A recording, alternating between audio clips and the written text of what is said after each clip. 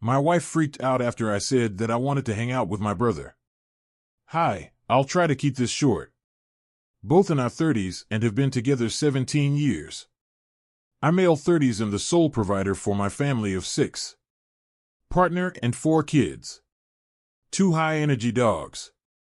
I work 5 days a week and sometimes work on weekends if we need a little more cash. My partner is a Som and hasn't worked since our eldest was born. By her own choice. I wake up at 5 a.m. and take the dogs out.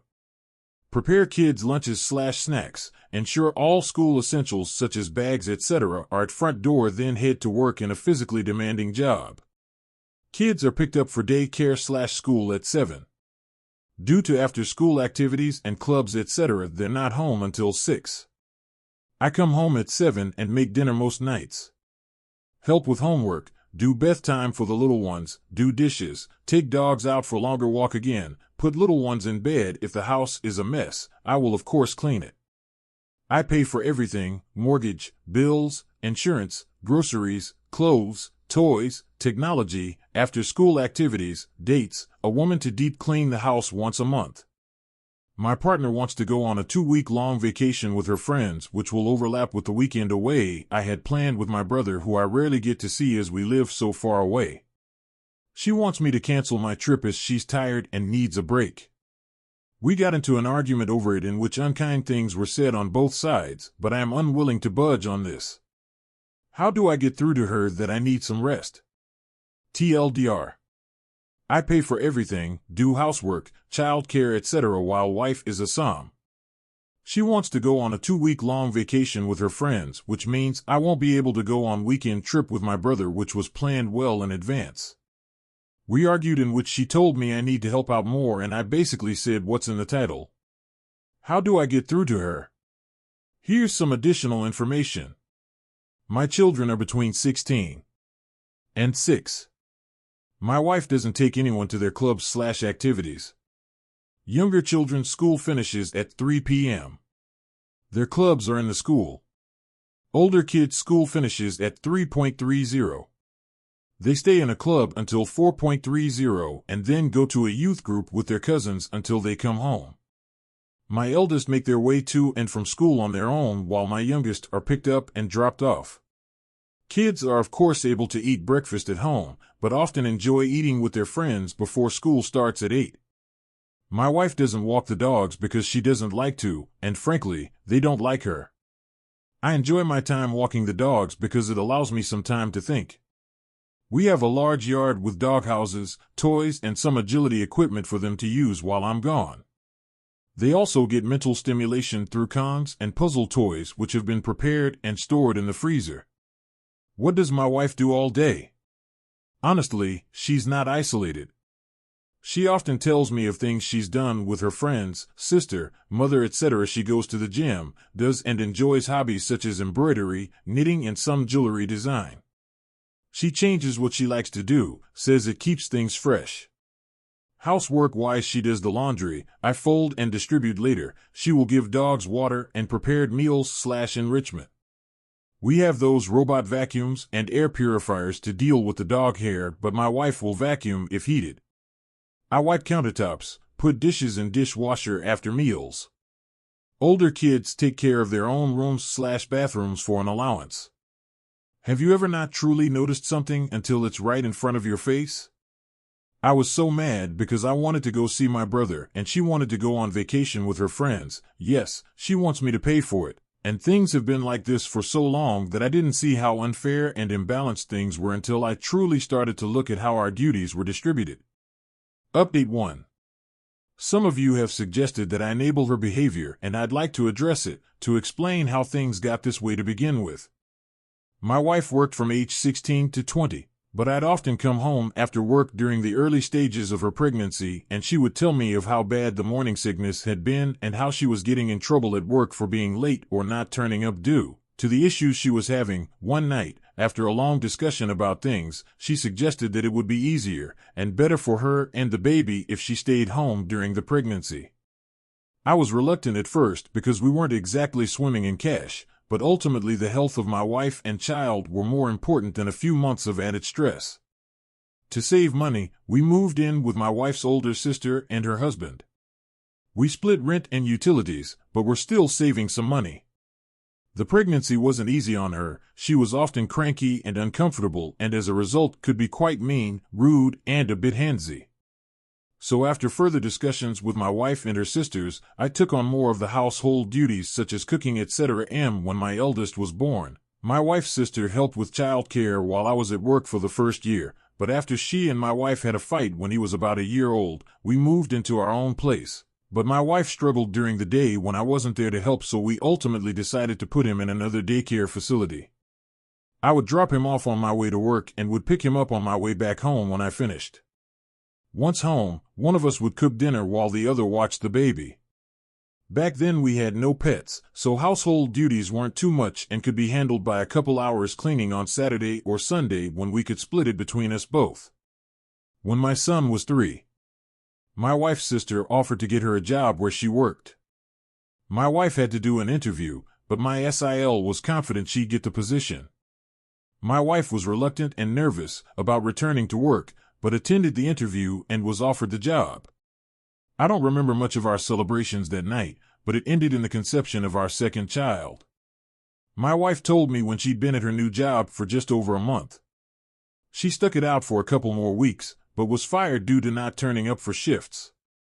I asked one of her doctors about the issues she was having so early in the pregnancy, back pain, leg pain, nausea, etc., but my wife cut me off before I could finish and asked me to leave the room. When we got home, she berated me for speaking to her doctor like she was a child and told me that if she wants something brought up to her doctor regarding her pregnancy, that she'd do it herself. I had embarrassed her because she knew her body and knew what was normal and what wasn't. I still thought the issues had to be addressed with her doctor, but whenever I brought it up, her mood swings would get worse. My mill came to live with us when my second was born for a short while when I returned to work after my paternity leave. When my daughter was about 4 months old, my wife expressed she was having difficulty looking after her by herself during the day, but my mill, who had her own life and responsibilities, couldn't come back and stay indefinitely. We had a 2-bedroom apartment then, and having her sleep on the couch didn't seem fair to me. So we enrolled my daughter in daycare while my son was at nursery. My son went to daycare after nursery as well, so I picked them both up around 6 p.m. and head home. My wife promised she would speak to her doctor about the possibility of depression, etc., and her mood did improve with the additional help with the children. My wife took on cooking and cleaning duties then, but struggled as well. I would often come home to burned/ruined food and would need to make something else anyway. So I ended up cooking dinner most nights so we wouldn't be wasting food. During a weekend away for a friend's wedding, when my daughter was 5, I suggested that my wife go back to work. Both kids were in school now, and I thought we could improve our lifestyle with 2 incomes. We had recently bought a house because the apartment was too small for us and the children needed their own rooms. She seemed hesitant, which I understood after being out of work for so long, but she agreed. She applied for several positions but had no luck with interviews or callbacks. We found out she was pregnant with our third not long after that, and returning to work was put on hold again. The pregnancy was difficult as expected, but again my mill came to stay when I had to return to work. She stayed for a while but had to return to her own home eventually. Before she left, my wife told me that she feared she would struggle with our second daughter just as she had the first 2. I tried to reassure her, but she seemed to become insanely depressed the second her mother left. I would return home with the 8- and 5-year-old to a screaming baby and nothing done around the house. Her mood and actions affected the entire house, so reluctantly I put her second daughter in daycare as well, but I told my wife she had to talk to her doctor and that we'd no longer be having any more children. She was and we had a huge fight about it. But I got a vasectomy and she accepted it. We've always used protection. My wife is on birth control and I always use condoms, but given that it had already failed twice for us, when my first was conceived after my 21st, I was so drunk I don't think I wore one, our second after celebrating her new job, and our third at our friend's wedding. I didn't want it to happen again. But obviously, the universe had other plans for us, and our third daughter was born 2 years after our second when we were celebrating a promotion I'd gotten at work. Update 2. So, as one of you suggested, I took a day off of work. I genuinely wasn't feeling too good either, but I intended to speak to my wife about the situation while the children were at school. Kids all left for school by 7-ish. My wife came downstairs at 11:45 and seemed very shocked to see me. She asked what I was doing at home, and I explained I took a sick day as I wasn't feeling well. The first words out of her mouth were, "But we need the money, you don't look that bad." I made a face, and she quickly asked what was wrong and asked if she could get me anything. I asked for a water and we sat on the couch, but soon her phone rang and she went off into the kitchen to talk. She came back a while later and asked if I wanted to get something to eat, and I said we could make something from the kitchen. She said she wanted to go out, and I said we could order takeout, but I wasn't in the mood to go out. The dogs had been sitting by the chest freezer waiting the pantry for their lunchtime enrichment for 10 minutes now, and I asked if she was going to feed them. She flopped onto the couch and asked me to get it.